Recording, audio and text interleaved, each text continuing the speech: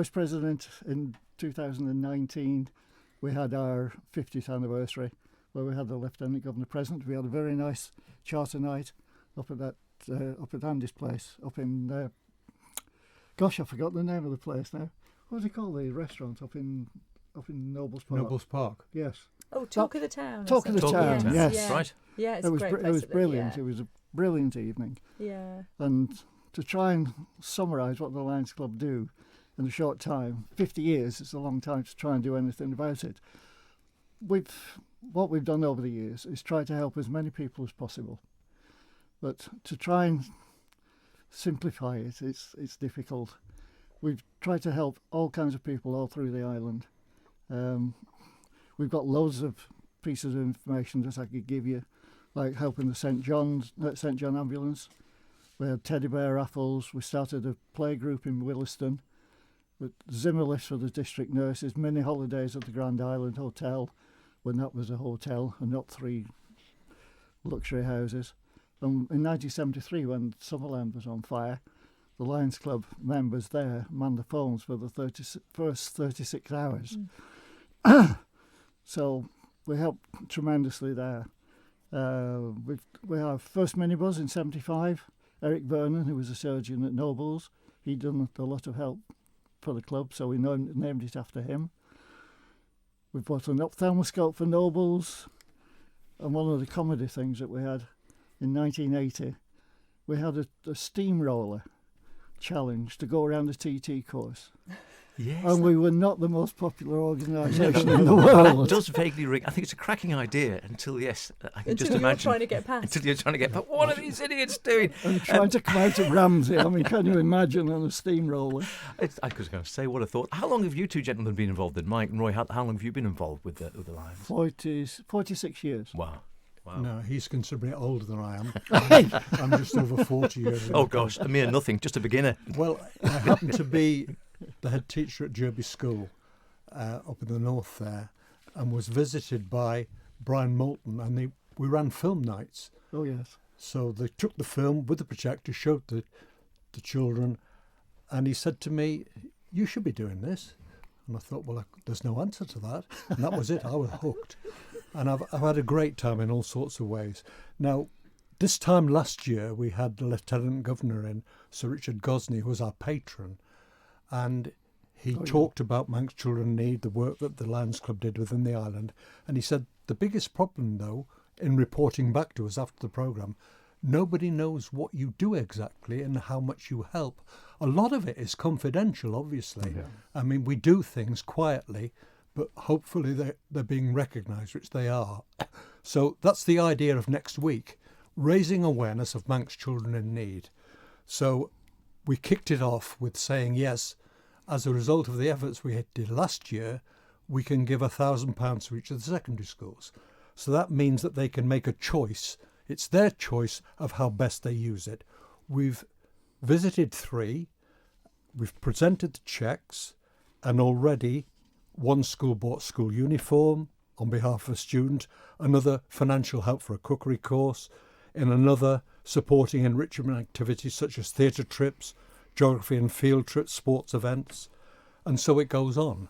So that the idea was, give it to them, use it the best way you can. We've done some photo calls and we're delighted to be here.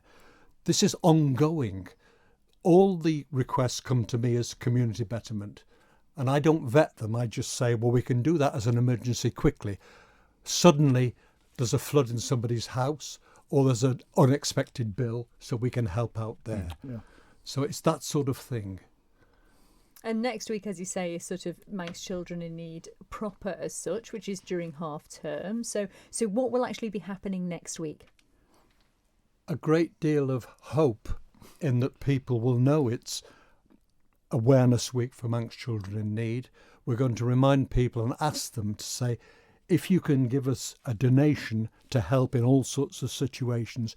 Youngsters going to the UK, for instance, to hospital. There's extra, I know fares are paid, but if you want to take somebody else with you, you need to buy extra food, clothing, whatever.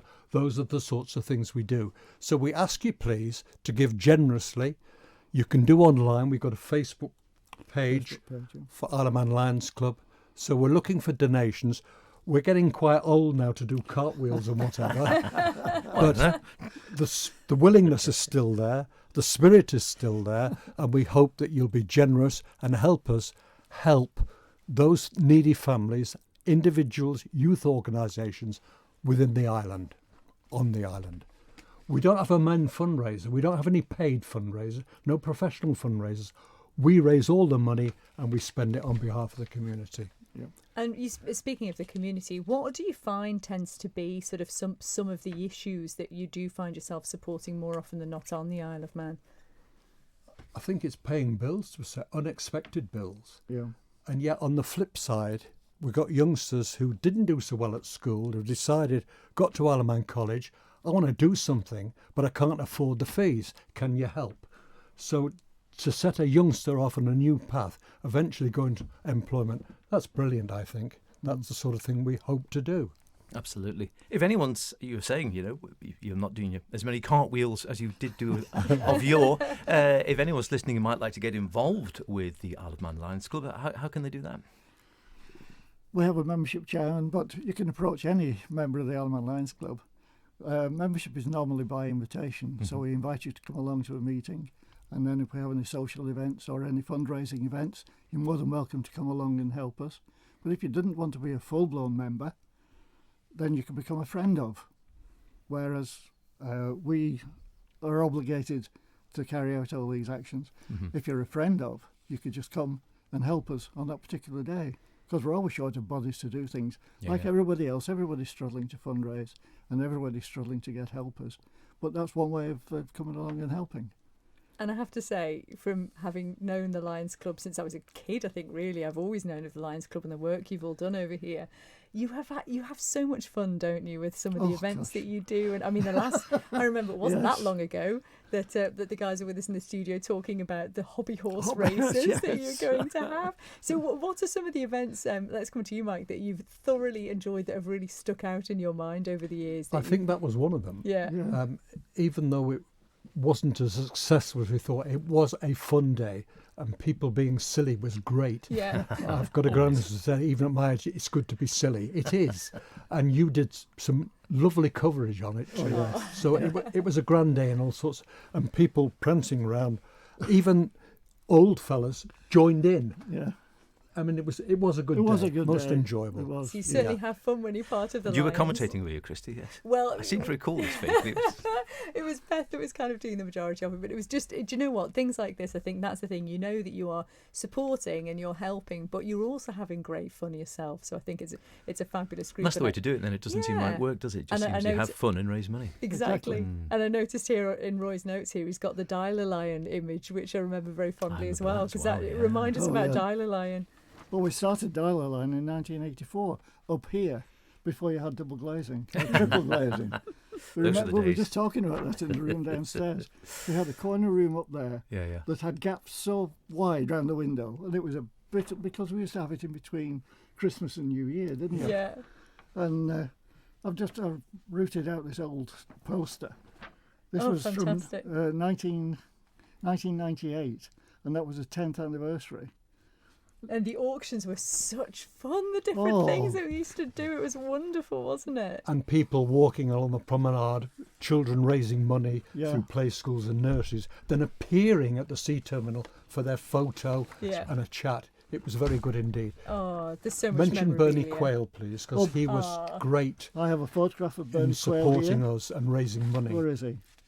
What he did was got the Bee Gees to record Alan Vannitt. That's right. If you remember that. And I made a note. Let me find the other. I've got that many pieces of paper.